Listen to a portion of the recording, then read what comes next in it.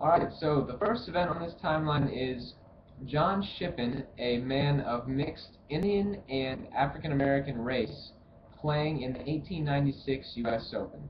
And this is really the first time that African Americans have had an interaction with competitive golf.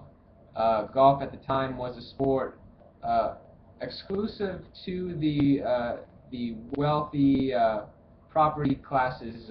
It was truly a game of the elite, and the fact that this man was able to play in the U.S. Open, which was one of the most prestigious championships in the world at the time, was very significant.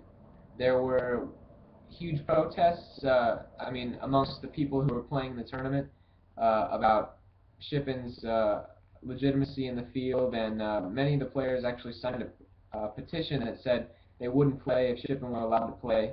But eventually, the USGA, which is golf's governing body in the United States, um, allowed him to play and allowed him to complete the tournament.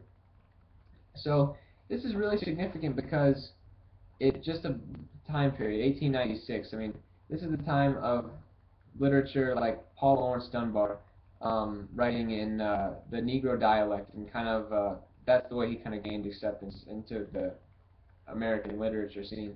And Booker T. Washington was a huge political leader for African Americans at the time, and he wasn't really